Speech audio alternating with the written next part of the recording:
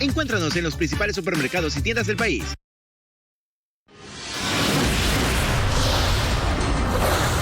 Por aire y tierra, 1.100 entre militares y policías allanaron 120 casas en sociovivienda en Guayaquil y capturaron a 19 personas acusadas, según la policía, de expropiar viviendas e incluso asesinar a sus dueños.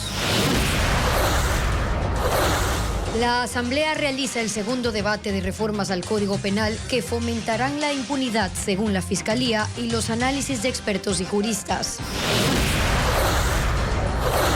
Un informe revela cómo está cambiando el comportamiento de los clientes de las tiendas debido a la inseguridad y al toque de queda y otras restricciones.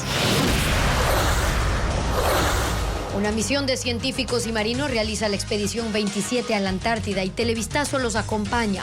Hoy les mostramos la llegada al continente helado del fin del mundo. 78 ríos se han desbordado en este invierno en 4 provincias y el Comité Nacional del Fenómeno del Niño advierte que las lluvias se intensificarán entre el 18 y el 22 de febrero.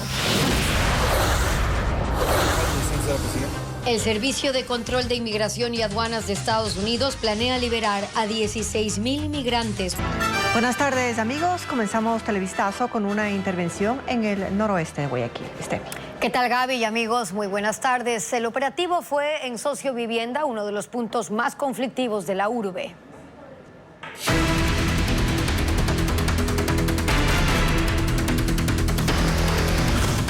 Sociovivienda, un plan fallido.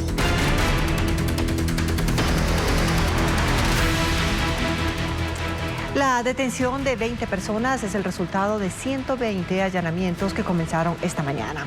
Según la policía, 70 casas estaban en poder de una banda que desalojó a algunos dueños y asesinó a otros. En tanquetas, motos, helicópteros y camionetas llegaron 1.100 uniformados entre policías y militares al sector de Sociovivienda en el noroeste de Guayaquil. Durante la mañana de este jueves allanaron 120 casas, 70 de ellas tomadas por el crimen organizado, pues según las autoridades existen denuncias de los verdaderos dueños que aseguraron fueron desalojados. Viviendas donde existían personas que fueron beneficiarias del Midubi para habitar aquí. Ellos fueron desalojados y muchos de ellos fueron asesinados para esas viviendas ocuparlas para sus economías criminales. Según trabajos de inteligencia policial y militar, este es el centro de operación delincuencial de los Tiguerones, banda catalogada como terrorista por el gobierno. Aquí los integrantes usaban las viviendas para planificar robos, sicariatos, extorsiones, envíos de droga. Armas de fuego como esta, que justamente es un arma de guerra, que ha sido incautada en estos operativos. Hace pocos meses trataron de quitar la vida a los policías que estaban en esta UPC. Dispararon con este tipo de armamento, fusil, para tratar de quitar la vida a los policías. 20 personas fueron detenidas. Hasta el lugar también llegaron técnicos de la Corporación Eléctrica Nacional, CENEL, para retirar medidores de luz. Quita el servicio eléctrico porque no tiene por qué estar ahí gente habitando. Entonces, hasta que sus propietarios originales puedan retomar el poder de esas viviendas. Estamos hablando del desplazamiento de personas y un posible delito de inviolabilidad de domicilio.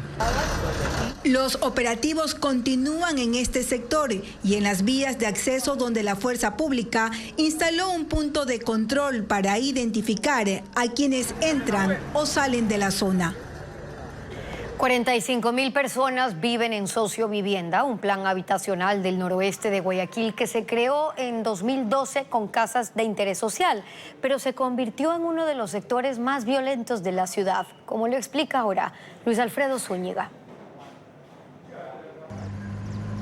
Llegar a Sociovivienda es recorrer calles con poco movimiento. Las puertas de los negocios permanecen cerradas por la violencia. Este plan habitacional está en el distrito Nueva Prosperina, noroeste de la ciudad, el más peligroso de Guayaquil. Se creó en 2012 y cuenta con 3 etapas, en las que habitan aproximadamente 45,000 personas. Los primeros residentes fueron las familias desalojadas de las riberas del Estero Salado para construir un malecón. pobladores del suburbio y la isla Trinitaria en el sur, que fueron reubicados. La etapa más crítica es Socio Vivienda 2, con 40 hectáreas de extensión. El UPC del sector ha sido desalojado tras varios ataques. Que alguien acceda a hablar allí frente a las cámaras es complicado debido al temor. Los habitantes viven en la pobreza, enrejados por el miedo. Casas en las laderas con calles de tierra y angostas, propicio para convertirse en la guarida de grupos delincuenciales. Las canchas vacías, la gente no las usa, pues son espacios tomados por las bandas y consumidores de droga. Decir en el parque de aquí es porque hay muchos fumones y todo eso. Los habitantes de Socio Vivienda también dicen sentirse relegados al momento de buscar oportunidades, pues afirman que no se las dan, simplemente por el hecho de vivir aquí. Y lo primero que me dijeron, ¿dónde vive usted? Digo, en Socio Vivienda 2. No, para allá no hay crédito, Dejan el currículo y lo primero que ponen, ¿dónde viven? En Socio Vivienda, no los llaman. Estas condiciones, según la policía, han contribuido al aumento de la violencia. Las bandas reclutan a jóvenes en ese barrio, un territorio que se disputan 4 grupos delincuenciales para robar, secuestrar, extorsionar y traficar droga. Con las intervenciones policiales y militares en el estado de excepción, intentan recuperar este espacio, estrategia que debe ser permanente y venir acompañada de ayuda social. Así lo dicen los habitantes, para que sea efectiva.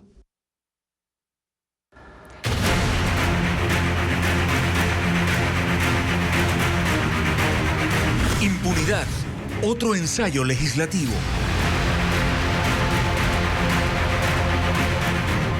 Hay expectativa por el segundo debate del proyecto de ley de reformas al Código Orgánico Integral Penal COIP en la Asamblea Nacional. Una norma que preocupa a la Fiscalía General del Estado. Patricio Díaz cubre la sesión legislativa. Que se da luego de una sentencia.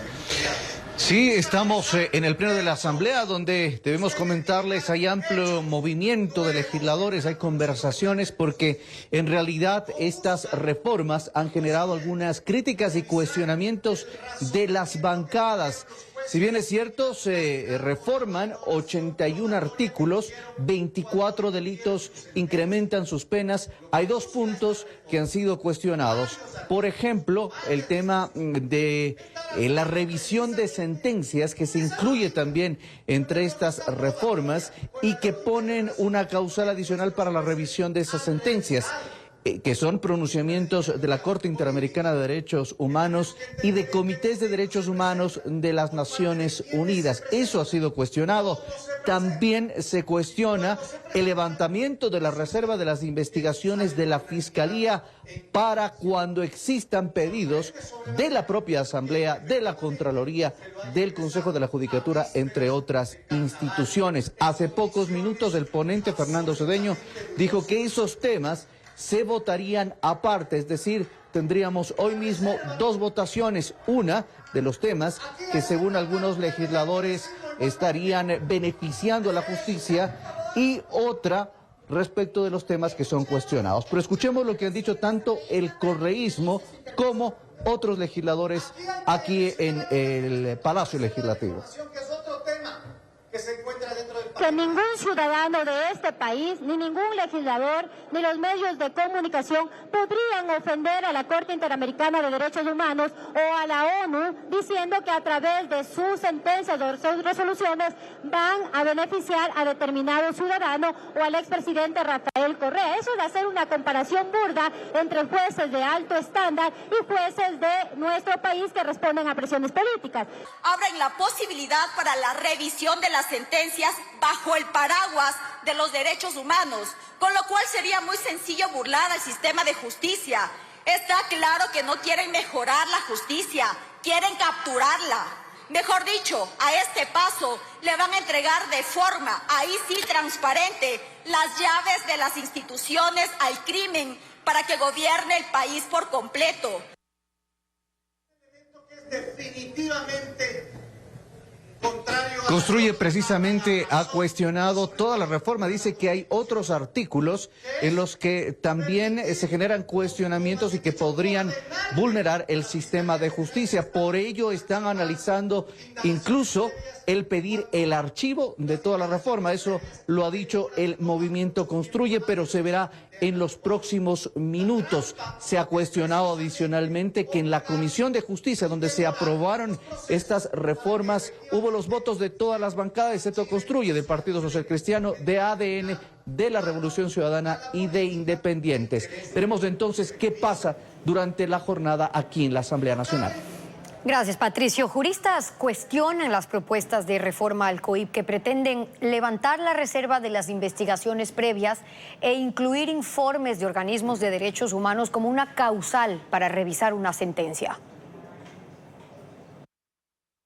Bueno, en general me parece un proyecto poco afortunado que le apuesta al incremento de tipos penales y al incremento de penas en los tipos ya existentes, con algunos aditamentos, ¿no? Como añadir una causal de revisión en la que se incluyen los informes de comités de derechos humanos como causa de revisión.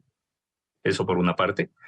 Y por otro lado, levantar la reserva de la investigación previa que está a cargo de Fiscalía bajo consideraciones netamente políticas. Es decir, es una metida de mano de la Asamblea en la actuación judicial. Esto, aparte de inconveniente, es inconstitucional. El hecho de que tengan la posibilidad en la parte administrativa, el Consejo de la Judicatura, o en la parte política, la Asamblea Nacional, considero que no es correcto, toda vez que se podría filtrar información en las investigaciones que se llevan a cabo, y eso obviamente podría producir impunidad. Se quiere incorporar la posibilidad de revisar sentencias, ¿no es cierto?, a partir de, dice, dictámenes de comités, de organizaciones internacionales, ¿no es cierto? Se habla de la Corte Interamericana de Derechos Humanos. Con ese no hay ningún problema, porque la Corte Interamericana de Derechos Humanos hace parte de nuestro sistema de justicia y por lo tanto sus decisiones son de cumplimiento obligatorio. El problema está cuando se abre la posibilidad a otros organismos o a otros comités, ¿no es cierto?, que lo que hacen es emitir una opinión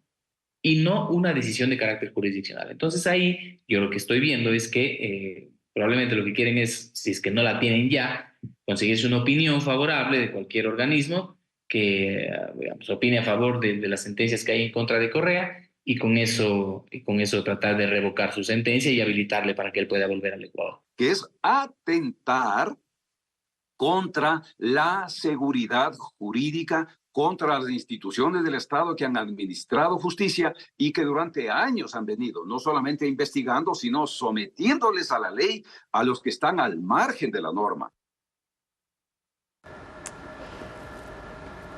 El Servicio de Control de Inmigración y Aduanas de Estados Unidos planea liberar a 16,000 indocumentados si se queda sin recursos para programas de control. Ocurre luego de que legisladores republicanos rechazaron una ley para atender la crisis fronteriza. De acuerdo con el diario Washington Post, que cita a funcionarios del Servicio de Inmigración y Control de Aduanas de Estados Unidos, ese organismo trabaja en un plan de ahorro debido a un déficit presupuestario de $700 millones, el cual consiste en liberar a 16,000 indocumentados, bajando el total de detenidos de 38,000 a 22,000.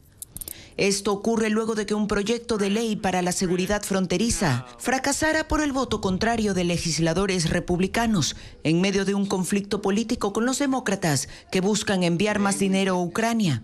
El plan migratorio del gobierno debía proporcionar 6,000 millones en fondos para las operaciones de la agencia conocida como ICE, por sus siglas en inglés.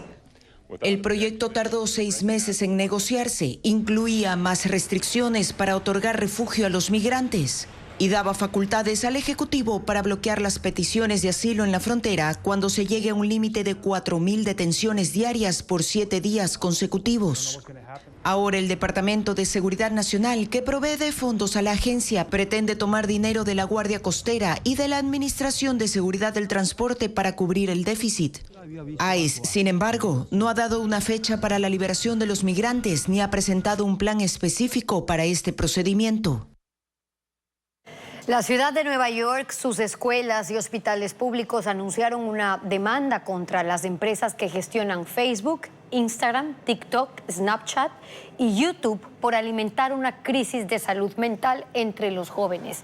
En la denuncia afirman que los niños y adolescentes son especialmente susceptibles al daño que ejercen estas plataformas porque sus cerebros no están completamente desarrollados. Esas empresas diseñan funciones según la demanda que vuelven a los menores adictos a las publicaciones y a las reacciones que éstas generan.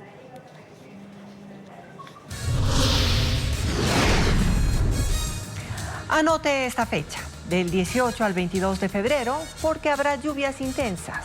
Los detalles del pronóstico al volver.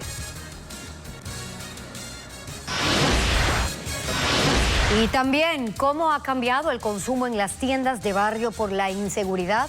Entérese al volver. Para que sigas tu ritmo.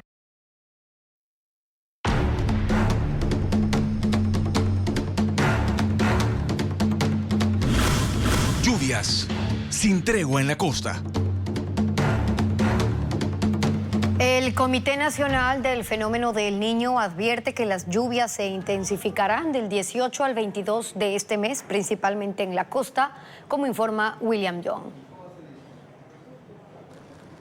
Guayaquil es uno de los 93 cantones afectados por las lluvias desde el pasado 29 de enero. Ese día llegó el fenómeno del Niño a la costa ecuatoriana y se juntó a la temporada invernal, según la Secretaría de Gestión de Riesgos. En este periodo se han desbordado 78 ríos y esteros, la mayoría en las provincias de Guayas, Manabí, Esmeraldas y El Oro.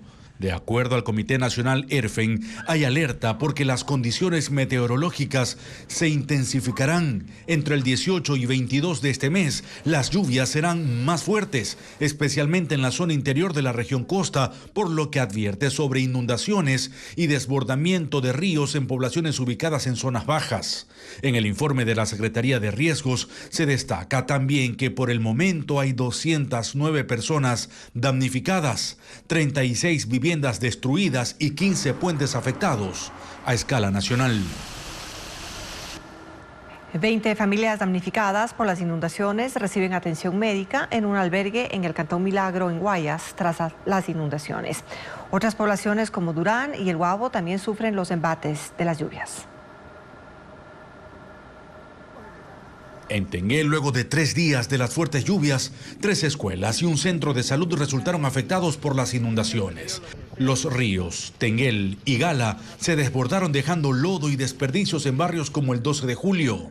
En la entrada del recinto San Rafael, la fuerza del agua rompió los cerramientos y paredes de 3 casas en las que habitaban 15 familias. Casi todas perdieron sus enseres. Kerly Villón y sus vecinas aprovecharon el sol para lavar la ropa que lograron rescatar y pusieron a secar los colchones. Mi familia me vinieron a ayudar, pero de ahí de cosas sucias, todo eso todavía está ahí. Aunque se normalizó la recolección de basura y la distribución de agua potable, en el centro de salud su personal aún limpiaba las instalaciones para volver a atender. En total son 2.000 habitantes los afectados por esta etapa invernal en esta parroquia rural de Guayaquil. Mientras que en Milagro, también en Guayas, 76 personas permanecen en el albergue municipal. Allí viven desde hace 3 días. Duermen en la cancha de este coliseo. Una brigada médica los chequea hasta que regresen a sus casas, aún inundadas. Otro de los cantones golpeados es Durán. Allí barrios como el 5 de julio se mantienen anegados y sus habitantes intentan continuar con sus jornadas en medio de lodo, maleza y agua estancada. Los habitantes temen nuevos brotes de enfermedades invernales. Mientras en la provincia de El Oro, grupos de asistencia de la Cruz Roja y de la Secretaría de Riesgos entrega kits a las familias afectadas por las inundaciones, especialmente en zonas rurales de El Guabo, afectado por lluvias intensas. Los compradores han modificado sus hábitos de consumo en las tiendas de barrio por la inseguridad. Un estudio demostró la reducción de ventas del 18% y que los ciudadanos prefieren ir más temprano. Adriana Bermeo con el informe. La inseguridad se nota hasta en el consumo de tiendas de barrio. Inseguridad, estado de excepción y restricciones en general. Y esa es la conclusión a la que llegó el estudio realizado por la consultora Ditcherineira, que midió hasta inicios de este año los hábitos económicos de los consumidores. El informe se hizo con base en las compras en tiendas de barrio de 18 ciudades de las 4 regiones del país. Se analizaron 600.000 transacciones y determinaron sobre todo 3 cambios. 1. La gente compra más, pero va menos a las tiendas. Se incrementó el gasto en 5% y se redujeron las transacciones en 18% en comparación con noviembre y diciembre del 2023. Estamos hablando de la inseguridad, pero fue algo muy similar al comportamiento que vimos, por ejemplo, en momentos de pandemia. Lo que finalmente hace es, quiero estar más tiempo en mi casa, quiero salir lo menos posible, pero evidentemente tengo que consumir. Y tengo que alimentarme, tengo que comprar útiles de aseo, tengo que comprar todo lo que normalmente forma parte de mi día a día. Pero lo voy a tratar de hacer saliendo menos veces a la tienda, pero pues tratando de estirar lo que más pueda el bolsillo. 2. Los consumidores prefieren ir más temprano a la tienda. Las compras de 17 a 23 horas cayeron 4 puntos. La gente elige ir de 11 a 18 horas. La explicación es sencilla. Las tiendas cierran más temprano y los ciudadanos deciden no transitar en las noches. Y 3. Los consumidores han cambiado sus prioridades, a pesar de que las gaseosas se mantienen en el primer lugar de compras. Según el estudio, el agua embotellada y la leche han ganado importancia frente a los cigarrillos y la cerveza, una señal sin duda de la crisis económica que se ha agudizado con la inseguridad. En la provincia de Los Ríos, 6 cadáveres fueron encontrados en una quebrada en el recinto El Delirio, en el cantón Vinces. Las 6 víctimas que fueron acribilladas son oriundas del cantón Ventanas. La masacre se registró cerca de la finca donde hace 3 semanas los militares decomisaron 22 toneladas de droga. Las Fuerzas Armadas destruyeron un laboratorio de refinamiento de crudo artesanal para la elaboración de droga en Sucumbíos. Bessie Granja con el informe. El hallazgo se registró en el sector Río Pucachi del cantón Putumayo, en la provincia de Sucumbíos.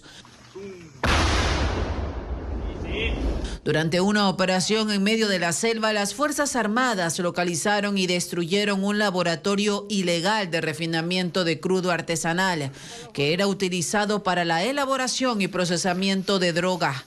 Allí se detectaron 5 piscinas clandestinas que contenían 2.000 galones de combustible, 2 bombas de succión y un dispositivo de navegación portátil GPS. El laboratorio ocupaba un área aproximada de 200 metros cuadrados. Alrededor se instalaron tanques con capacidad de entre 3.000 y 5.000 galones. En las piscinas se encontraron desechos químicos y otros artículos. Según las Fuerzas Armadas, este sitio tenía una capacidad de producción de 5.000 galones de gasolina a la semana. Se desconoce qué agrupación criminal está detrás de estas operaciones irregulares.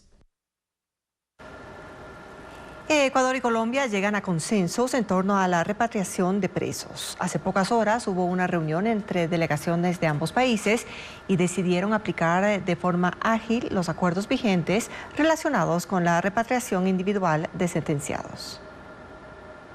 Debemos dejarlos en la frontera y si hay acuerdos internacionales que lo soportan. Cuando el presidente Noboa lo anunció en enero de este año, quedó claro que la intención era comenzar inmediatamente. Ya hemos estado en conversaciones por varias semanas. Que las personas detenidas y sentenciadas que estuvieran en las cárceles ecuatorianas fueran enviadas a sus respectivos países para que cumplieran condena allá. Y de hecho, pocos días después, el 3 de febrero, Ecuador capturó y casi simultáneamente deportó a Henry Loaiza, alias El Alacrán, quien era buscado por las autoridades colombianas. Hace pocas horas, esta decisión ecuatoriana de repatriar a los presos extranjeros fue tratada oficialmente en Colombia durante una reunión bilateral. La canciller ecuatoriana Gabriela Sommerfield se reunió con su par colombiano y tras esta conversación se anunció que las autoridades centrales de ambos países gestionarán de manera expedita y oportuna las solicitudes de repatriación de ciudadanos privados de libertad con sentencia condenatoria de nacionalidad colombiana y ecuatoriana hacia sus respectivos países de nacionalidad, a fin de que cumplan en ellos sus condenas. Y para facilitar los procesos de repatriación, se designaron puntos de contacto directo en ambos países, lo que facilitará la colaboración entre las autoridades de ambos países, buscando hacer más eficientes los tiempos de los trámites. Como queda claro tras la reunión, también Colombia empezará a repatriar presos ecuatorianos en los próximos días. En Ecuador hay 3.245 presos extranjeros de 55 nacionalidades distintas. De ellos, el 90%, es decir, 2.920 son venezolanos o colombianos. El secretario general de la OTAN urge al Congreso estadounidense a aprobar un paquete de ayuda financiera y militar para Ucrania. Durante la inauguración de la cumbre de ministros de defensa de la Alianza Militar Atlántica, Jens Stoltenberg dijo que ya se está sintiendo el impacto de la demora estadounidense. Los ministros de defensa de la OTAN tienen su primera reunión del año en Bruselas para discutir la inversión de los países miembros en materia militar y también el curso de la guerra en Ucrania. La defensa de ese país contra la invasión rusa depende en gran medida de la ayuda de los aliados, y mientras la Unión Europea dio luz verde a un nuevo paquete por $50.000 millones, otros $60.000 millones de Estados Unidos están a medio camino y en riesgo de quedarse congelados. El Senado estadounidense aprobó esos fondos, pero es la Cámara de Representantes la que debe dar la autorización final antes de que el presidente Joe Biden ponga la firma definitiva. Sin embargo, los republicanos que dominan la Cámara se oponen a dar más dinero para la guerra y el trámite podría tardar semanas o meses. El secretario general de la OTAN, Jens Stoltenberg, dijo: "Ya vemos el impacto del hecho de que Estados Unidos no haya podido tomar una decisión. Si el presidente Putin gana, también será peligroso para nosotros. Hará que el mundo sea aún más peligroso y también más vulnerable". La ayuda militar marca las diferencias en el campo de batalla y sin ella los avances de Ucrania se frenan. Ucrania ha recuperado este año 8 aldeas, ha atacado bodegas de armas y posiciones de mando y han causado pérdidas importantes a la flota rusa en el Mar Negro. Pero el presidente Zelensky advierte que la contraofensiva no es fácil, llevándolos por ahora a establecer nuevas estrategias y a reforzar la distribución del equipo militar disponible a las unidades de combate hasta que llegue más ayuda de los aliados. Una corte de Nueva York confirmó que Donald Trump irá a juicio penal por fraude empresarial el 25 de marzo. Trump no logró que se revirtiera la acusación del fiscal de distrito por el dinero pagado desde sus compañías a la actriz Stormy Daniels para ocultar una relación extramarital.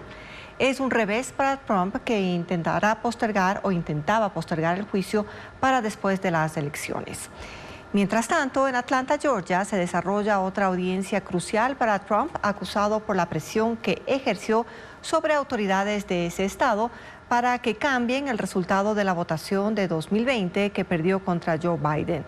Trump se mantiene como el favorito para la nominación presidencial republicana y acusa a sus detractores de intentar evitar que vuelva a la Casa Blanca. 6 excursionistas fueron rescatados en helicóptero tras quedar atrapados en una montaña en el área de Monte Baldy, en California. El grupo no pudo continuar por el sendero a una altura de 3.000 metros. El servicio de emergencias 911 recibió un mensaje de texto indicando que los montañistas estaban perdidos y de inmediato se inició la operación para su rescate. Todos los sábados a las 9 de la noche. El gobierno busca ahorrar $92 millones reduciendo el gasto improductivo del Estado, que incluye arriendos, viáticos y publicidad. Para este año, el gasto público previsto en bienes y servicios supera los $2.000 millones. Luisa María Heredia con las cifras. Para mantener al Estado ecuatoriano este año se necesitan $2.006 millones. Es el gasto previsto en el presupuesto general prorrogado que presentó el Ministerio de Economía y Finanzas para costear una larga lista de bienes y servicios, como el pago de planillas de servicios básicos y de guardianía para las edificaciones donde funcionan entidades públicas, las compras de uniformes y de materiales para el personal que está en las oficinas y el soporte técnico que requieren computadores y vehículos, como los patrulleros de la policía. Son algunos de los rubros que en los últimos 3 años, en lugar de disminuir, han aumentado, precisamente por la gran cantidad de dependencias y el incremento de servidores que tiene el Estado. En 2021 se destinaron $1.638 millones. En 2022, 1.905 millones. Y en 2023, $2.098 millones, que es casi el triple de lo que se destinó para el pago del bono de desarrollo humano. En ese alto monto constan también las compras de medicinas e insumos para los hospitales públicos, que no pueden recortarse. Fueron $175 millones el año pasado. Pero hay otra veintena de rubros que, con la aplicación de un programa de optimización que busca promover el actual gobierno, podrían dejar un ahorro de al menos 92 millones. El pago de viáticos y subsistencias a funcionarios dentro y fuera del país es uno de ellos. En 2023 significó un gasto de $34,5 millones. El arriendo de edificios, locales, parqueaderos y terrenos para entidades costó otros 26,7 millones. Y en 2024 incluso se presupuestó un poco más, 27,4 millones, pese a que hay infraestructuras como la plataforma financiera en la capital, que tienen oficinas y bodegas sin ocupar. Otro gasto es el de publicidad. Llegó a $15,1 millones en 2023. El Ejecutivo busca optimizarlo este año, aunque en diciembre la Secretaría de Comunicación lanzó un proceso de contratación para pautaje en medios por $2,5 millones. En pasajes para funcionarios, el Estado también gastó $12,6 millones el año pasado. Todo esto es lo que se conoce como gasto improductivo. La idea es reducirlo hasta en un 50%, con transparencia y eliminación de excesos. Los despachos de los 4 jueces cesados el 2 de febrero ya fueron integrados por conjueces. Ocurrió un día después de la posesión de José Swink como presidente encargado de la Corte Nacional de Justicia. Fabiola Santana muestra a los reemplazos. Los 4 jueces de la Corte Nacional de Justicia cesados ya fueron reemplazados temporalmente por conjueces, 1 titular y 3 encargados. Esta fue una de las primeras acciones administrativas del nuevo presidente encargado del organismo, José Swink, y lo hizo 24 horas después de posesionado la semana pasada. Con ello quedaron integrados los despachos y las audiencias continúan. En la sala de lo penal, la conjueza titular Mercedes Caicedo se encargará del despacho de Byron Guillén, Javier de la Cadena del de Walter Macías y Rita Bravo del de Luis Rivera. En la sala de lo contencioso administrativo, la conjueza encargada Hipatia Ortiz estará en lugar de Fabián Racines. Ellos despacharán casos de connotación pública como el de tráfico de influencias contra los ex vocales de la Judicatura Maribel Barreno y Juan José Murillo, obstrucción a la justicia contra el expresidente de la Judicatura Wilman Terán y el vocal Javier Muñoz. También el caso Reconstrucción de Manabí, que incluye al ex vicepresidente Jorge Glass, y el caso de ejecución extrajudicial González y otros. Los magistrados estarán en esas funciones hasta que el Consejo de la Judicatura elija a los nuevos jueces titulares y a los conjueces, que tomará alrededor de 7 meses. La aplicación Google Maps ahora cuenta con una opción de inteligencia artificial para dar recomendaciones de rutas y lugares a los usuarios mediante un chat. Está disponible en Estados Unidos y dentro de 6 meses se podrá usar en Ecuador. Adriana Bermeo explica cómo funciona. Google Maps ahora incluye una opción para realizar búsquedas con inteligencia artificial. En su última actualización permite activar un chat que se despliegue en la parte inferior de la pantalla y que, en función de la búsqueda y de los comentarios y reseñas que a ese propósito otros usuarios hayan publicado, la aplicación hará recomendaciones. No será necesario escribir el nombre exacto del lugar ni sus calles para que la función de inteligencia artificial ubique locales o rutas. Por ejemplo, en la caja de texto se puede preguntar por un restaurante en el que se admitan mascotas, que quede en el centro de la ciudad y que en su menú incluya comida vegetariana. La aplicación mostrará las opciones y qué tan cerca están del lugar en el que se encuentra el usuario. Esta nueva función está disponible en Estados Unidos para teléfonos iOS y Android. Para Ecuador se tardará unos 6 meses. ¿Por qué pasa que estas plataformas o estos features nuevos salen principalmente en países de densidad poblacional alta, como Estados Unidos, como Brasil, Alemania, en algunos casos Rusia y China? Es por la gran cantidad de datos que hay ahí, el nivel de teradatos y de información son tan grandes que el riesgo de equivocarte en la recomendación es microscópico, estadísticamente hablando, ¿no? Google Maps también guardará el registro de las búsquedas anteriores de cada usuario para personalizar aún más las respuestas. La aplicación podrá detectar preferencias de locales, tipo de comida y sectores favoritos.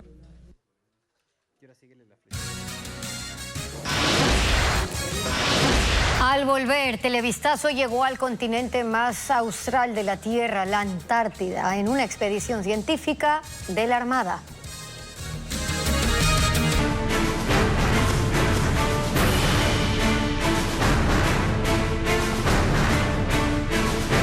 Hoy Televistazo inicia una serie de informes especiales desde la Antártida. Francisco Garcés acompaña la expedición 27 conformada por científicos y marinos ecuatorianos. ¿Cuánto dura el trayecto hasta el continente más austral de la Tierra? Conózcalo en esta primera entrega. Llegar a la Antártida es un reto logístico que empieza una vez que se sale del Ecuador. Por vía aérea, dependiendo de la ruta establecida, se puede hacer al menos una escala hasta llegar a Chile. Desde su capital, Santiago, el vuelo interno es con destino a Punta Arenas, la ciudad más grande del sur de ese país. Este puerto, a orillas del Estrecho de Magallanes, es una ciudad de 140.000 habitantes que en gran parte vive del turismo antártico. Es común ver por sus calles a turistas de muchas partes del mundo alistándose para su entrada al continente helado. Concluida la preparación logística, desde el aeropuerto de Punta Arenas se toma un avión de líneas aéreas antárticas que tras 2 horas de vuelo aterriza en la precaria pista de tierra de la isla Rey Jorge, ya en la península antártica. Desde la playa de esa isla, los investigadores del Ecuador reciben la cooperación argentina y en botes de goma de la Armada de ese país hacen el trayecto hasta el buque Bahía Agradable, un barco militar construido en Rusia, que es uno de los 3 del mismo tipo, además de un rompehielos que cumplen con el abastecimiento de varias bases argentinas en la Antártida. El trayecto por mar es hacia el sur. 8 horas de navegación son necesarias para llegar. Me encuentro en la isla Greenwich, en la Antártida, y aquí se encuentra instalada la Estación Científica Pedro Vicente Maldonado del Ecuador. El país hace presencia en la Antártida desde 1987 y esta ocasión realiza su expedición científica número 27. El Ecuador cumple anualmente con su presencia en la Antártida durante los 3 meses que dura el verano austral. Pero ante la falta de medios propios debe apelar a la cooperación de los países amigos para movilizar a su personal y a sus científicos. Casi 30 miembros de la Marina abren y arreglan las instalaciones de la estación para recibir a los científicos que en periodos de 1 mes cumplen en el territorio con sus trabajos de investigación. Una nave espacial privada lanzada desde Cabo Cañaveral intentará posarse en la superficie lunar como parte de misiones exploratorias en conjunto con la NASA. De lograrlo, será el primer alunizaje privado estadounidense desde el viaje del Apolo 17 hace 51 años. El cohete Falcon 9 fue lanzado a la 1:05 de la madrugada desde el Centro Espacial Kennedy en Cabo Cañaveral, Florida. Una vez en órbita, el módulo Odiseo, que cuenta con un sistema de propulsión por oxígeno y metano líquidos, se separó del cohete. Se espera que la nave logre un alunizaje exitoso el jueves 22 de febrero en las inmediaciones del macizo de Malapert, un cráter ubicado a unos 300 kilómetros del polo sur en la cara visible de la Luna. Esta es una de las 13 regiones que la NASA está considerando para el alunizaje de la misión Artemis 3 en 2026, que llevará nuevamente humanos a la Luna. La empresa Intuitive Machines ha trabajado en este proyecto desde 2019. Fue contratada por la NASA para que proporcione el lanzamiento y el módulo. El objetivo es probar tecnologías de precisión, comunicación y navegación y experimentar con el entorno de energía lunar.